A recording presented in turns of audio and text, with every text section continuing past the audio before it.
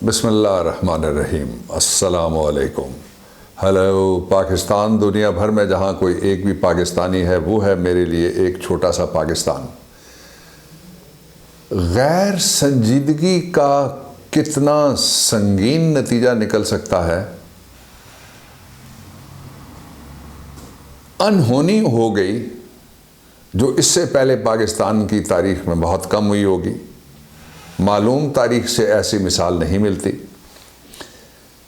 سیدھے ملے ہیں پاکستان کو 1.39 کروڑ ڈالر کہاں سے؟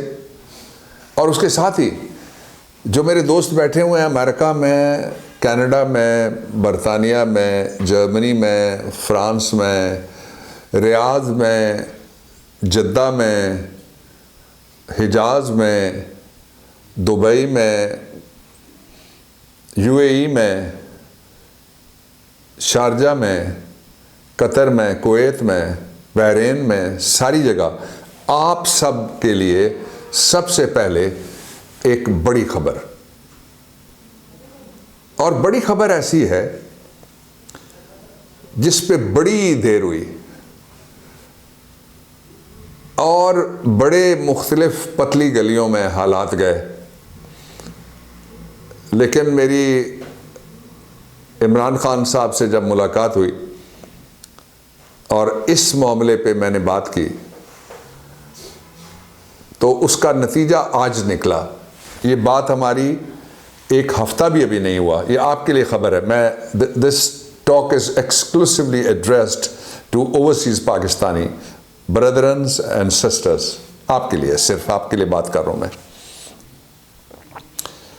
آج جب میٹنگ شروع ہوئی تو اس میں اوورسیز پاکستانیز کے لیے special assistant to the prime minister Zulfi Bukhari بھی تھے، الیکشن کمیشن کے ڈی جی آئی ٹی بھی تھے، سیکریٹری پارلیمانی امور بھی تھے، چیئرمین نادرہ بھی تھے، اور دوسرے متعلقہ سٹیک ہولڈر بھی سارے موجود تھے۔ یہ میٹنگ پرائم منسٹر کے ساتھ ملاقات کے تقریباً 2 دن کے بعد میں نے کال کر لی۔ یہ 2 دن بھی نہ ہوتے، درمیان میں لوگوں کی جو پری آکوپیشن تھی پہلے سے، ان کی طے شدہ جو تھیم مصروفیات، اس کی وجہ سے تھوڑا سا ڈیلے ہوا۔ موضوع یہ تھا جس پہ میں پہلے جو میں نے کہا میں آپ سے شیئر کرنا چاہتا ہوں۔ میرا ذاتی باتیں، میں بہت دل کی بات بہت کم میں شیئر کرتا ہوں، لیکن آج کرنی پڑے گی۔ میں نے ان کو کہا کہ ہم سب تنخواہیں لیتے ہیں۔ میں نے ساتھ یہ بھی لائٹر نوٹ پہ کہا کہ دنیا میں جتنی بیماریاں زیادہ کھانے سے آتی ہیں، کم کھانے والے ان کو کم بیماریاں لگتی ہیں۔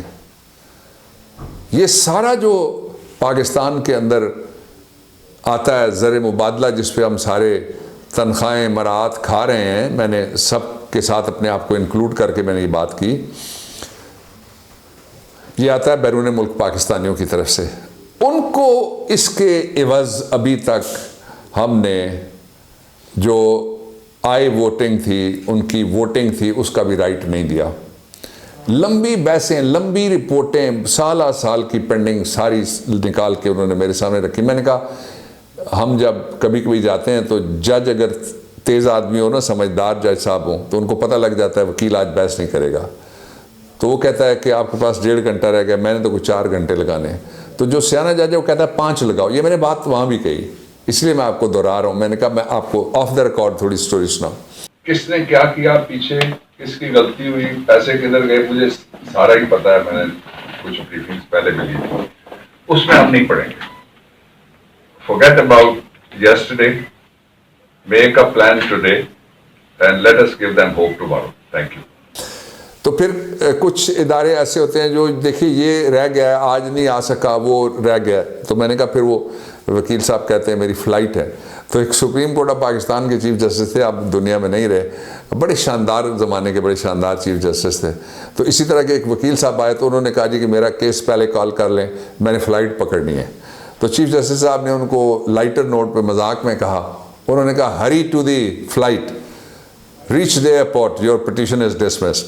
تو پھر وہ بیٹھ گئے، کئی گھنٹے بعد بحث کی انہوں نے۔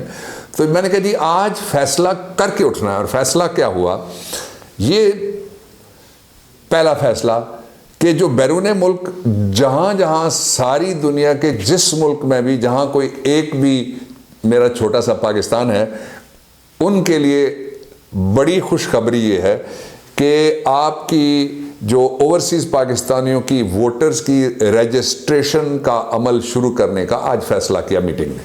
نمبر 1، یہ آپ کو رائٹ آف ووٹ دلوانے کے لیے بہت عام اجلاس تھا، اور سارے دوست سب کو بتائیے کہ پاکستان آپ کو کتنا اون کرتا ہے، آپ کا کتنا احترام کرتا ہے، آپ کو کتنا یاد رکھتا ہے۔ پھر اس کے ساتھ ہی جو طریقہ کار ہے اس کو آسان بنا دیا گیا ہے، وہ بھی میں بتا دیتا ہوں۔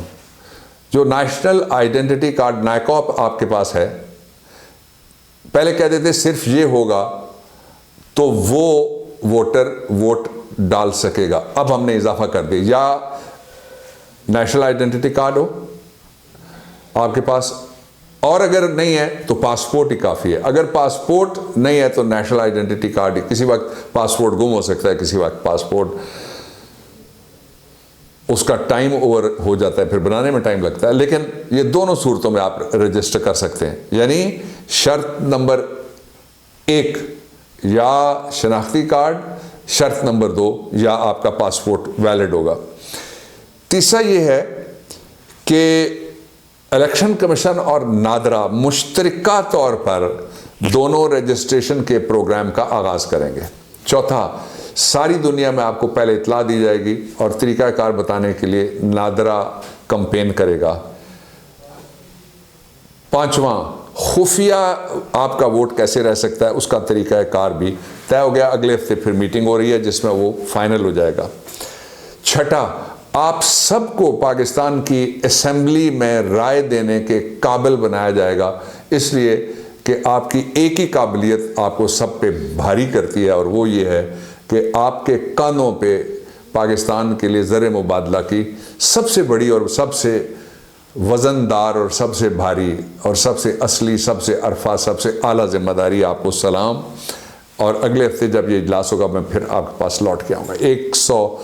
101.39 کروڑ ڈالر ملے ہیں، اور ابھی تصدیق میں نے پوچھی ہے تو پتہ لگا کہ اسٹیٹ بینک آف پاکستان میں وہ پہنچ گئے، اور یہ ریپڈ فائنینسنگ انسٹرومنٹ ہے انٹرنیشنل مانیٹری فنڈ، اس کا IMF جس کو کہتے ہیں، یہ بھی ایک بینک ہے، اس نے دیے ہیں۔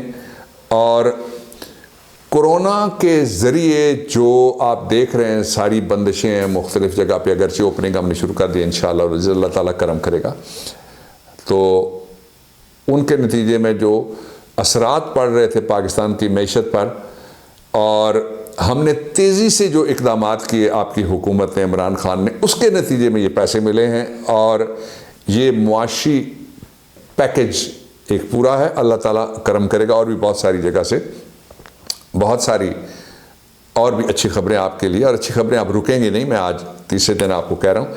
اور یہ صحت عامہ، پبلک ہیلتھ کے لیے سارے پروجیکٹس اور ساری تیاریاں اور سارے انتظامات کرنے کے لیے یہ حکومت کے پاس ایک اسٹرانگ بیس اور بن گئی ہے۔ اب میں نے کہا کہ غیر سنجیدگی کا نتیجہ کیا نکلتا ہے۔ یہاں سے تھوڑا سا دور ایک صاحب مذہبی ادارے سے وابستہ تھے، فوت ہو گئے، ان کے گھر والوں نے کسی کو بتایا نہیں، 6 ان کے گھر کے لوگ کورونا وائرس پازیٹیو نکلے، اس کو بند کر دیا گیا۔ میں اسلام آباد کی بات کر رہا ہوں، تھوڑا سا یہ جہاں میں بیٹھا ہوں یہاں سے شرق کی طرف، غرب کی طرف ایک UC ہے، یونین کاؤنسل شاہ اللہ دیتا، اور اس یونین کاؤنسل میں ایک صاحب بڑے ذمہ دار، نام میں نہیں لے رہا، اشارہ بھی نہیں کر رہا، انہوں نے گھر میں ایسے لوگ رکھے ہوئے تھے زائرین جو انفیکٹڈ تھے، اور انہوں نے چھپایا ہوا تھا۔ نتیجہ یہ نکلا کہ ان کا ڈیرا سیل ہو گیا، اور اس کے ساتھ ساتھ جو ایڈجوائننگ ایریا تھا، اب ان کی وجہ سے تکلیف لوگوں کو بھی ہوئی۔ 320 کیسز رپورٹ ہوئے ہیں سندھ میں آج سب سے زیادہ، اور میں پہلے کہہ رہے تھے اپریل میں خطرناک زیادہ ہو سکتا ہے اپریل سے، اس لیے کہ لوگوں نے غیر سنجیدگی سے وہ جو اقدامات بتائے جا رہے ہیں یہاں سے، وہ غیر سنجیدگی سے ان کو لینا شروع کر دیا، اور جو اس کے ساتھ ہی جو کیسز بڑھنے کی اصل وجہ یہ ہے کہ لاک ڈاؤن میں لوگوں کو اس قدر لاک کے اندر رکھا گیا کہ اب وہ پھٹ پڑے ہیں اور کوئی روٹی کمانے کے لیے، کوئی روٹی کھانے کے لیے بھاگ پڑا ہے۔ یہ دونوں جگہ غیر ذمہ داری ہوئی ہے، وہاں کی گورنمنٹ کی طرف سے بھی اور لوگ بھی غیر ذمہ داری کا مظاہرہ کر رہے ہیں۔ انہونی میں آپ کو بتا دیتا ہوں اس لیے کہ وقت شاید تھوڑا سا کم ہے آج۔ جو چینی سکینڈل تھا اس کی معلومات کسی ایکیوزڈ، جس کے اوپر تہمت لگی، متہم اردو میں کہتے ہیں، ایکیوزڈ انگریزی میں کہتے ہیں، اور ان کو معلومات دینے کی وجہ سے مسٹر باجوہ ان کا لاسٹ نیم ہے، وہ FIA نے ان کو معطل کر دیا ہے، اور یہ خود ایڈیشنل ڈائریکٹر، ایک بڑا عہدہ ہوتا ہے، اس پہ فائز تھے۔ یہ کیا لوگ ہیں